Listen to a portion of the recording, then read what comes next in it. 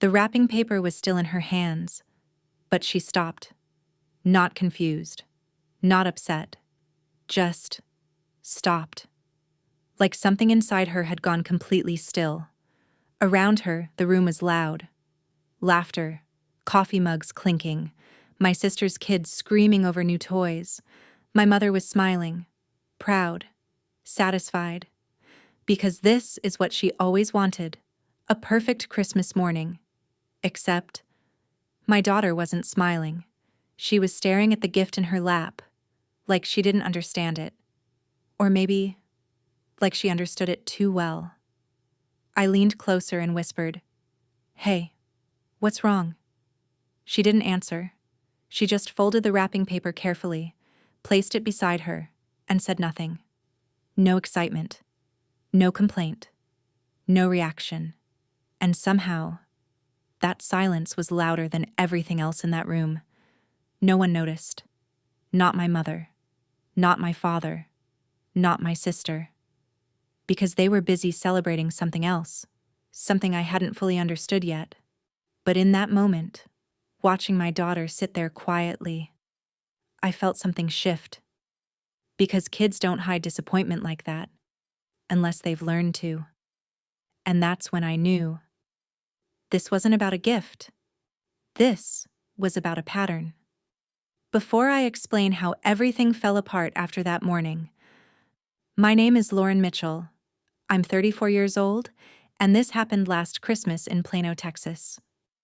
Before I continue, if stories about family truth and quiet strength mean something to you, subscribe and tell me in the comments, where are you watching from and what time is it right now? There were gifts everywhere, bright wrapping paper, gold ribbons, boxes stacked under the tree like a display. My sister's kids were surrounded. New tablets, remote control cars, designer clothes still in bags. My daughter Emma had one box, just one, and I didn't think anything of it at first, because I told myself, it's not about quantity. That's what we say when we're trying not to see something. But then I started noticing, again, because this wasn't new. Birthdays, family dinners, school events, there is always a difference. Subtle enough to ignore, obvious enough to hurt. My sister's kids were celebrated. My daughter was included. And there's a difference, a painful one. I kept believing it would change, that one day my parents would notice, that they'd treat Emma like they treated the others, because she was kind, quiet, grateful. The kind of child who never asked for more. And I thought, maybe that would make them love her more?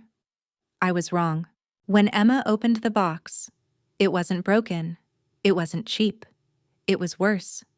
It was something no one had thought about. Not for her. A generic art kit, the kind you grab last minute without thinking.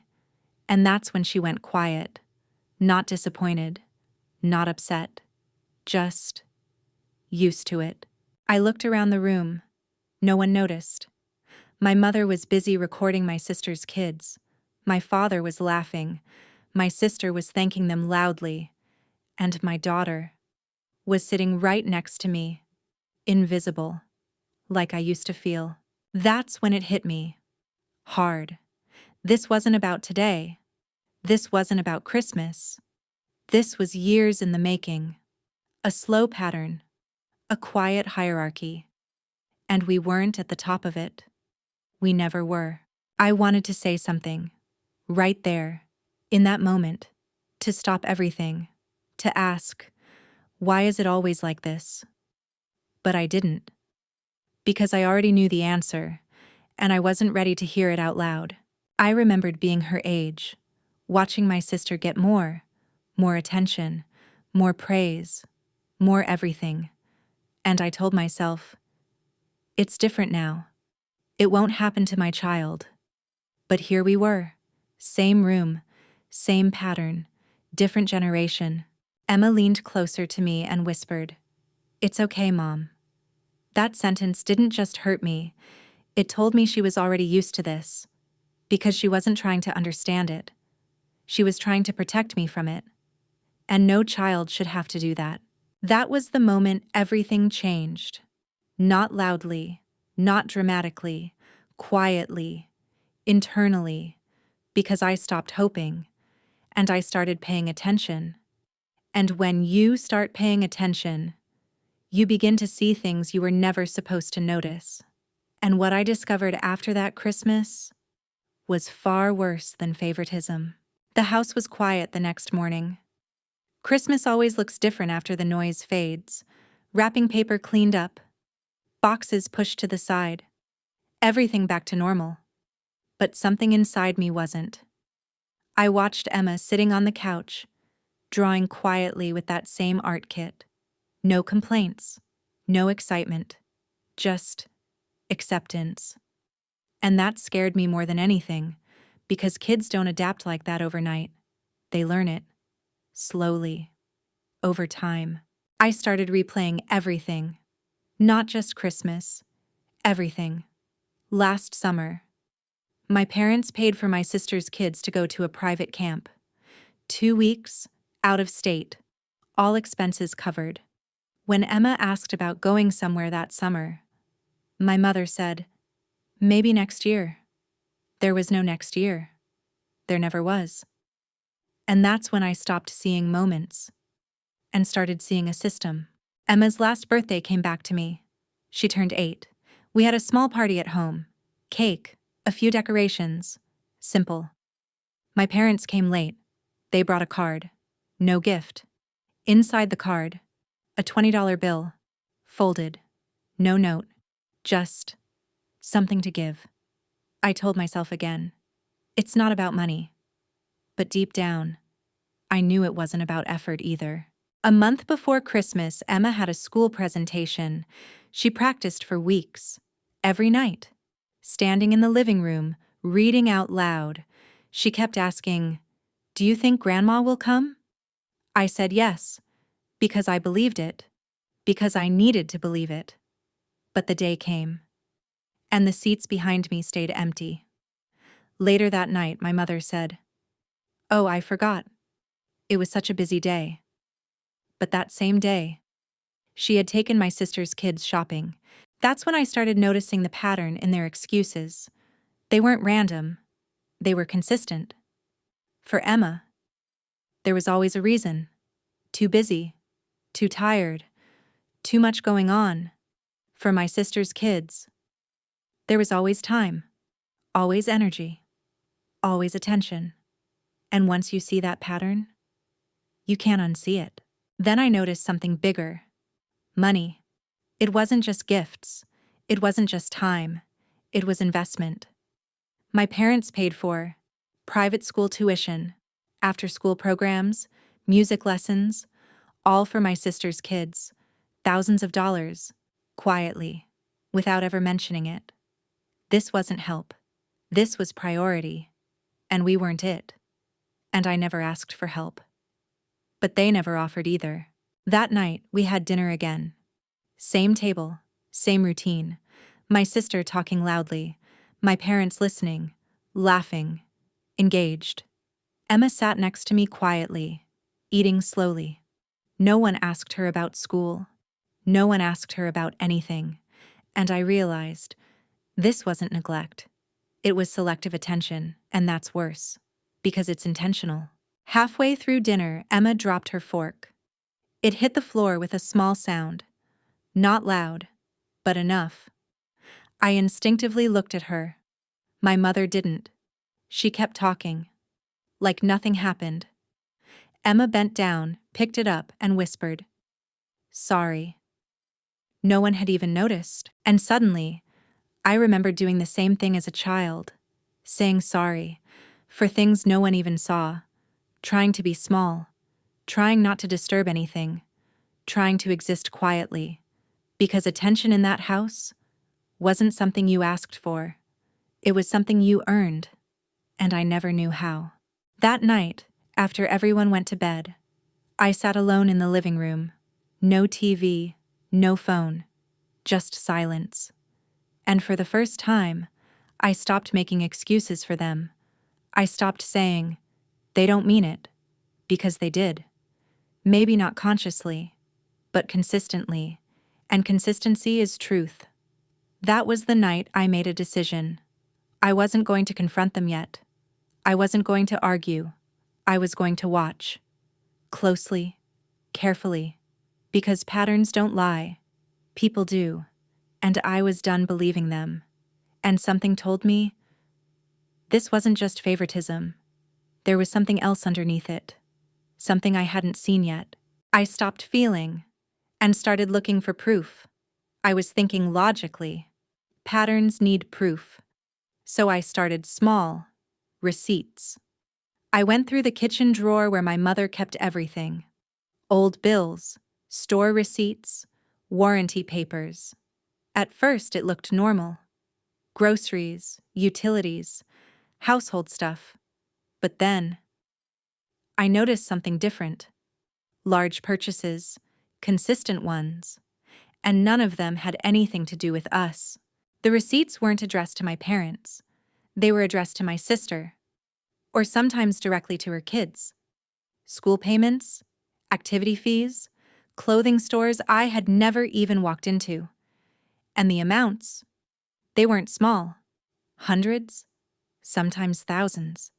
Paid quietly, regularly, like an obligation. That's when I checked something I hadn't before. The mail. There were bank statements stacked neatly on the side table. Most were unopened.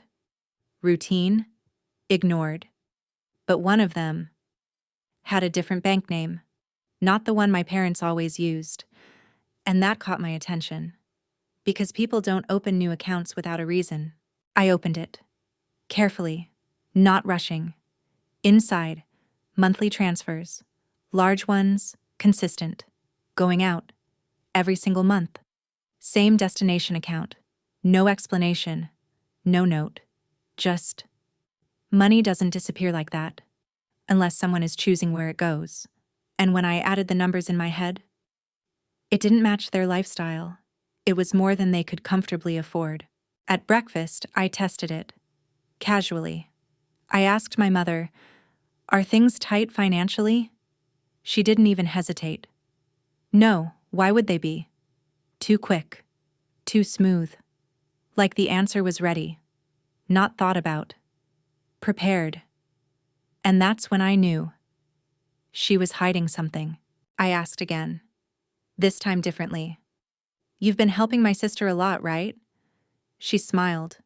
Proud. "Yes, of course. Family helps family. Simple. Clean. Acceptable." But she didn't mention the amounts. She didn't mention how much. Or how often. Because if she had, the truth would have been impossible to ignore. That afternoon, I sat alone again. Thinking. Connecting things. Because this wasn't just favoritism anymore. This was investment. Deliberate. Strategic. And the question changed. It wasn't, why do they treat us differently? It became, why are they choosing her this much? If you're still here with me, I appreciate you more than you realize. And if you've ever felt like the other one in your own family, tell me in the comments. Because sometimes, the quiet stories are the ones that matter the most. That night, something came back to me. Something I hadn't thought about in years. A conversation. I was maybe 12. I heard my parents arguing in the kitchen. My mother said, "We have to make sure she's taken care of. Not them, not both. She." At the time, I thought it was normal.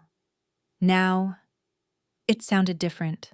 I went back to the bank statement, this time slower, more carefully, month by month. The pattern was clear. The same amount, sent to the same account. For years. Not just recently. Years. This wasn't help. This was commitment. Like a responsibility. Like a debt. And that's when something inside me changed again. Because favoritism explains attention. It explains behavior. But it doesn't explain money like this. Not consistently. Not silently. Not for years. That kind of pattern means one thing. Obligation. And the moment that word settled in my mind, everything felt different. Because if this was obligation, then there was a reason behind it. A reason they never told me. A reason they never wanted me to see. This wasn't favoritism anymore. This was something planned. And I was finally close to understanding why. The house had one room no one used anymore. My father's old office. After he retired, it became storage. Boxes stacked. Papers untouched. Memories. Sealed. I hadn't gone in there in years, but something told me, if there was truth in this house, it would be in that room. Because my father wasn't careless.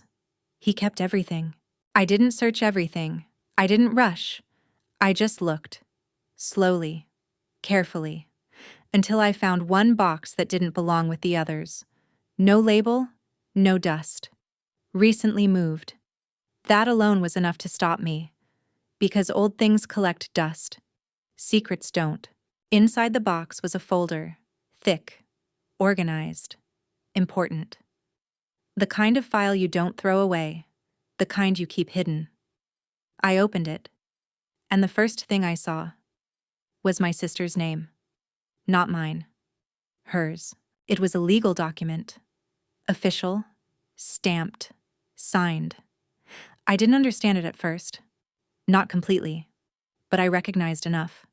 Guardianship. Financial responsibility. Long-term support agreement. And then I saw the date. It was signed. Before my sister had kids. Before any of this started. I read it again. Slower. More carefully. And that's when it clicked. This wasn't about her kids. This wasn't about generosity. This was planned. Years ago, my parents had legally committed to financially support my sister. Long before she needed it. Long before she asked for it. Why? That question hit me harder than anything else, because normal parents don't do that. They help when needed. They support when necessary. But this was different. This was structured, formal, binding. And that means one thing. There was a reason. A serious one. Underneath that document, there was another folder. Smaller, thinner, but somehow heavier. I opened it, and this time, I saw my name. It wasn't a long file, just a few pages, but it was enough. Medical records, old ones, very old, and one line changed everything. Complications during birth, biological risk to second child minimized through intervention. I didn't understand at first. Then I saw another note, clearer, colder, more direct. Family advised to prioritize stability for primary child. Primary child. That was her, not me. And suddenly, everything made sense. The money, the attention, the difference. It wasn't random. It wasn't favoritism. It was fear. Something had happened when we were born. Something serious enough that my parents made a decision, not emotionally, strategically, to protect her. Even if it meant overlooking me. I sat there on the floor of that office, holding papers that explained my entire life. And for the first time, I didn't feel angry.